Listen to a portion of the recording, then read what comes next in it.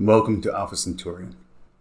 This is part 2 of my deconstruction of Bart D. Ehrman.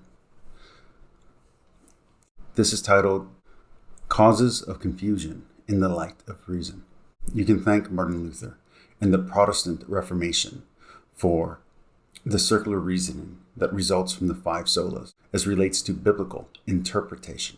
The Reformers' intention in implementing the 5 solas, sola scriptura, sola fide, sola gratia, solo Christus, and sola Deo gloria, was to correct what they saw as error stemming from the Catholic Church's insistence on relying on tradition and custom to inform interpretation. As all Protestant denominations are offshoots of the Catholic Church, which together with the Eastern Orthodox Church and the Coptic Church formed the original Christian church before the later schisms.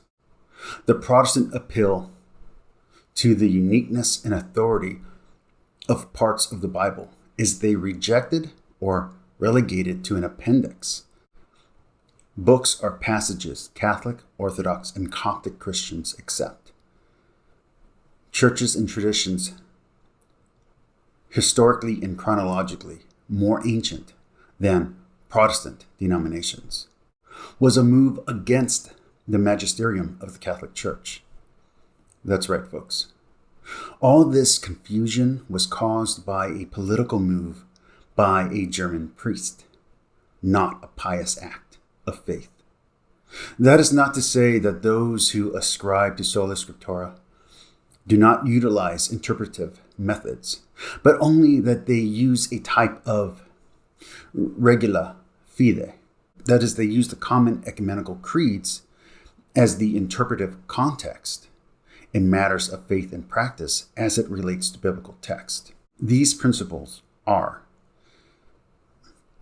inerrancy, inspiration, infallibleness, clarity, efficiency, sufficiency, authoritativeness, and literalism. Authority, or sola scriptura. Sola scriptura implies that the interpreters of Scripture can never have the same authority as the Scriptures that they interpret.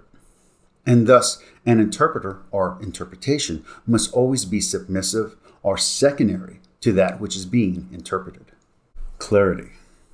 Clarity means that the Protestant Bible, and only those 66 books that it comprises of, presents all doctrines and commands of the Christian faith clearly, in a way that is freely accessible to every reader or hearer of ordinary or greater intelligence, regardless of the language it is in, so long as it is presented in a language that the hearer understands, thus eliminating the need for clergy, consuls, scholars, or popes, i.e. the magisterium. The doctrine of clarity of Scripture teaches that the meaning of the text can be clear to the ordinary reader, as Martin Luther put it. But if many things still remain obtrusive to many, this does not arise from obscurity in the Scriptures, but from our own blindness or want, that is, lack of understanding. Next comes efficiency or efficacy. This teaches that Scripture, united with the power of the Holy Spirit, not only demands, but also creates the acceptance of its teaching.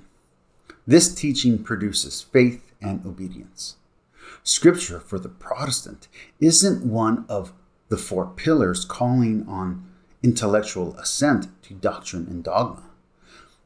That is of appeals to reason, like in Catholicism, are a call to questioning and acts of faith, such as in Judaism. But rather, for the Protestant, this efficacy, well, what it does is that it creates a living argument for faith. For many Protestants, the way one is called is that God grants His grace only to those whom first hear His word.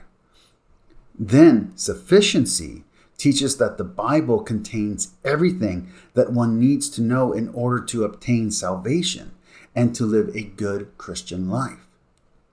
Thus, in the Protestant opinion, there is no deficiency in Scripture and no need for tradition, no need for pronouncements, and for them, definitely no need for the development of doctrine.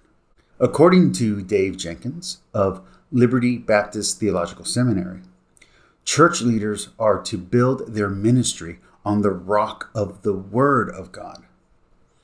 We are not to depend on man's ideas or be influenced or swayed by worldly philosophies or programs. But for the Catholics, Peter is the rock, and the church, along with sacred tradition, helps guide lay people through things like genre in the biblical canon. As the Catholic Study Bible, 3rd edition, New American Bible, Revised Edition from Oxford Press teaches, the Bible is not a single unified book. It is in fact a collection of different works by different authors using very different styles and perspectives, composed over a span of several centuries in 3 different languages, namely Hebrew, Aramaic, and Greek. Catholic teaching sees no incompatibility between recognizing the truth and the fact that it is this truth that is expressed in many forms of literary expression, as poetry, hymns, stories, myths, and polemics. And that is part 2 of my deconstruction of Bart D. Ehrman, explaining where I feel his confusion is coming from. In part 3, we will be looking at how these issues caused or led to Bart Ehrman's fracturing of faith. Again, this is alphacenturian signing off. See you in the next video.